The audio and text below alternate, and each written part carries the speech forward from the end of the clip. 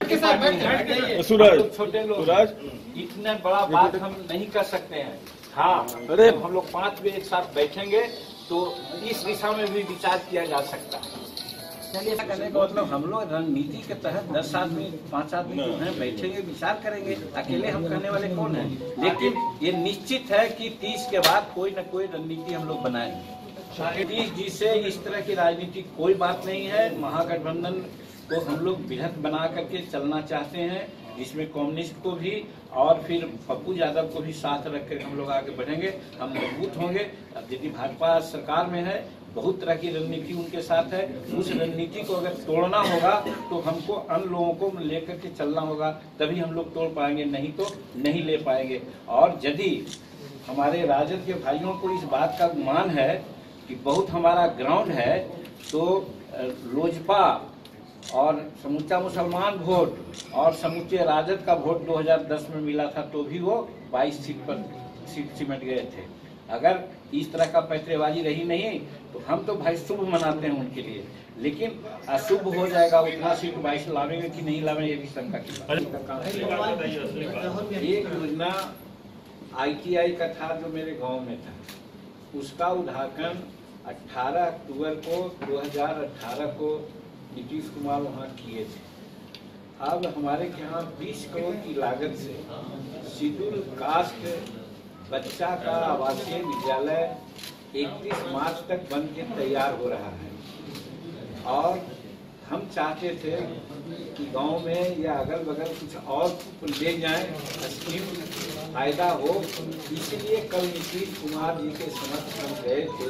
हमने कहा था कि भाई जब आपके साथ थे हम, तो 8 करोड़ की योजना को करने के लिए आप गए थे। अब आपके साथ नहीं है तो 20 करोड़ की योजना अगर आप उद्घाटन करने तो कोई हर्ज की बात है।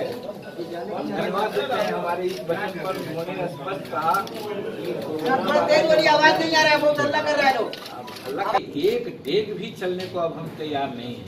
और हम धन्यवाद देते हैं रालोसपा के सुप्रीमो को, VIP के सुप्रीमो को, और यहाँ तक कि कांग्रेस को भी। जो हम कोऑर्डिनेशन कमेटी की बात करते हैं, उस कोऑर्डिनेशन कमेटी की वो लोग भी बात करते हैं। तो अब 5 पार्टनर में 4 पार्टनर कोऑर्डिनेशन कमेटी चाहता है, तो फिर एक पार्टनर को न चाहने का क्या उचित है? इसीलिए हमको लाचारी कहना पड़ा। और फिर हमने ये भी कहा है परसों कि अगर कोऑर्डिनेशन कमेटी 30 मार्च तक के नहीं बनेगी तो हम लोग बृहत महागठबंधन की कल्पना करेंगे। और बृहत महागठबंधन का मतलब ये हुआ कि लालू प्रसाद जी या उनकी पार्टी किसी भी परिस्थिति में कन्हैया जिस पार्टी में है, छात्र नेता CPI में है, CPI को साथ को नहीं रखना चाहते हैं। हमारा यहाँ पर मतभेद है। हम चाहते हैं कि CPI मजदूर और गरीब से संबंधित पार्टी है, उसको रखना चाहिए, वो नहीं रखेंगे। और फिर पप्पू यादव का भी एक अपना महत्व है, वो भी उनको नहीं पचेंगे।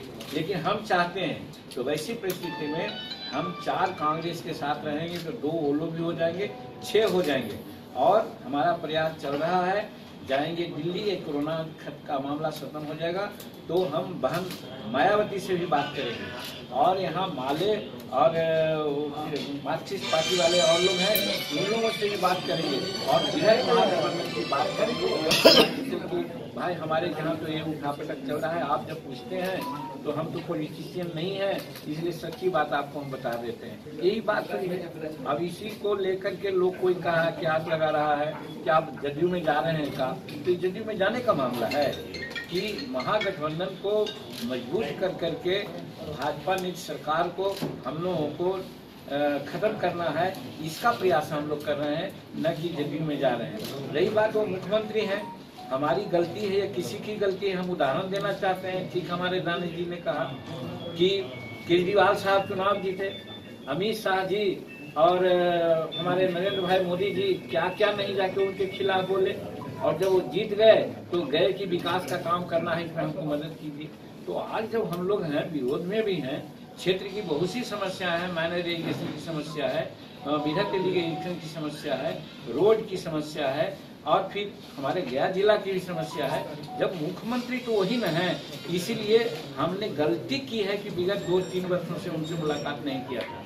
उस गलती को सुधार करके, चूंकि अब 6 महीना मात्र है, हमारे राज्य, हमारे जिला के और हमारे कंस्टिट्यूंसी को पूछेंगे कि हमारे लिए क्या काम किया, इस डर से भी हम उनका मदद लेने के लिए गए थे। यही है, राजनीति कारण कुछ भी नहीं। आप सुने हैं तो अभी राज्यसभा के चुनाव में एक व्यापारी को उन्होंने वोट दिया है टिकट, वो कहाँ के थे, कितने उनके लोग थे, कौन करता थे, कितना दिन काम किए थे महागठबंधन के लिए, उस जाति के लिए, लेकिन उसको उन्होंने दिया। क्या क्राइटेरिया थी?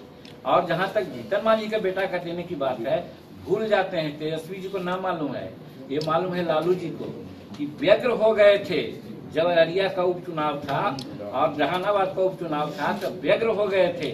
10 बार टेलीफोन किए, भाई जी मेरे साथ आ जाइए। हम गए थे, हमने नहीं कहा था कि हमारा बेटा को आप बना दीजिए, ये वो खुशामत में पहले ही बोलते थे। ये हमारे कुछ लोग हैं यहाँ पर जिनको बोलते थे कि कहे या न कहे जीतन भाई, हम उसको बेटा को बना देंगे एमएलसी। तो वो तो अपना खुद गरज पे बनाए थे और उसका लाभ भी मिला। नरपतगंज और सिकटी यादव बहुल इलाका है अररिया कंस्टिट्यूंसी का, पार्लियामेंट का, वहाँ पर हार गया था सरफराज। और जब हमारा कंस्टिट्यूंसी आया, रानीगंज आया, अररिया आया और एक और कौन है, तीनों कंस्टिट्यूंसी में जहां हम लोग ज्यादा हैं, वहां पर लाख वोट से हम लोग लीड दिया तो चुनाव जीत गए थे। और जहानाबाद का बड़ी तेगवा खां थे, ये जनरल इलेक्शन होता था तो मुनिका यादव जी 15,000-16,000 वोट से जीतते थे। और आज नीतीश कुमार का सारा चक्र चला, वहां पर खरीदने की भी बात आई वोटर को, लेकिन उसके बावजूद भी 36,000 वोट से जीते। वो 16,000 वोट किसका था? तो आज बड़ा तीता लगता है जीतन मांझी जब कोऑर्डिनेशन की बात और डेमोक्रेसी की बात करता है। तो तेजस्वी जी को तो न पता है, बेचारे को तो हम नहीं कहना चाहते हैं, लेकिन ये बात लालू जी को पता है। और ये प्रश्न है, हमारे भी आज प्रवक्ता बोले हैं कि बताइए यहाँ राज्यसभा का टिकट कौन कंसिडरेशन से एक आदमी को दिए हैं जो बहुत बड़ा कारोबारी है? तो यही बात है, ये जवाब यही है। लेकिन मेरा कहने का मतलब कि आज अगर टिकट होता तो हमारा जो कांग्रेस आज हम लोगों से विक्षुब्ध है, हम गवाह हैं कि औरंगाबाद टिकट हमारे कहने पर हम उनको अब कांग्रेस का टिकट कटा था और हमको दिया गया था। और आज एवज में उनको कहा गया था कि राज्यसभा में हम लोग देंगे, आज वो नहीं देकर के कांग्रेस के साथ भी डील किया गया है। तो कहने को तो सबको धोखा देंगे, यही इसलिए तो चाहते हैं कि कोऑर्डिनेशन रहेगा, आपस में बातचीत करके एक नई रणनीति के साथ हम जनतांत्रिक पद्धति से ट्रांसपेरेंसी के तगादा को लेकर के आगे बढ़ेंगे ताकि हमारा गठबंधन मजबूत हो। ये बात जब कोरोना देने के लहजा में उन्होंने स्वीकार कर लिया और कहा कि ये कोरोना वाला मामला चल रहा है, लगता है मार्च या 2-3 अप्रैल तक चलेगा। इसके बाद हम 15 दिन समय दे करके आपका आवासीय पालन विद्यालय का उद्घाटन करने हम चलेंगे। मेन मुद्दा एक, वैसे बहुत से मुद्दा थे, व्यक्तिगत भी मुद्दा थे जिसको हम नहीं करना चाहते हैं, और वो संवैधानिक मुद्दा मेरा है। और वो बात कहेंगे तो आप लोग दूसरा अर्थ लगाइएगा, क्योंकि आप तो हम लोगों को तो गजरा मुंडी ऐसा समझते हैं, जैसे मन होता है वैसे बोल रहे हैं, इसलिए वो चीज को हम नहीं कहेंगे। लेकिन वो बहुत बड़ा संवैधानिक मामला था, इस पर भी उनसे बात किया और उस पर उन्होंने साथ दिया। अब रही बात कि इतने बात के बाद एक साथ आदमी बैठता है तो कुछ पॉलिटिकल बात तो हो ही जाती है। अब परसों हमने आप लोगों के समक्ष कहा था कि भाई महागठबंधन में हम लोग हैं, तो महागठबंधन में एक आदमी का या एक पार्टी की बात नहीं चलेगी। हम 5 गठबंधन में 5 पार्टनर हैं, तो 4 पार्टनर को भी कॉन्फिडेंस पर लेकर चलना चाहिए। और इसके लिए हम अक्टूबर 2019 से लगातार बात कर रहे हैं कि महागठबंधन में कोऑर्डिनेशन कमेटी बननी चाहिए। हम दिसंबर में समय दिया था, फिर फरवरी में समय दिया था, और अब जबकि हम मान के चलते हैं कि मार्च के बाद अप्रैल, मई, जून, जुलाई तैयारी का समय है। अगर हम आपस में विचार कर करके कौन आदमी कहाँ से लड़ेगा एक हिसाब नहीं करेंगे तो फिर वही पुरानी बात हो जाएगी। कि जब नोटिफिकेशन हो जाएगा उस समय 2 सीट उसको, 4 सीट उसको, 5 सीट उसको, कोई तैयारी नहीं रहेगी, जिसका खामियाजा हम लोग भुगते हैं। इसीलिए हम कहते हैं हर हालत में सारी बात कंप्लीट करके अप्रैल महीना में हम लोग एकदम तंदुरुस्त हो जाना चाहते हैं और अपनी रणनीति के तहत काम करेंगे।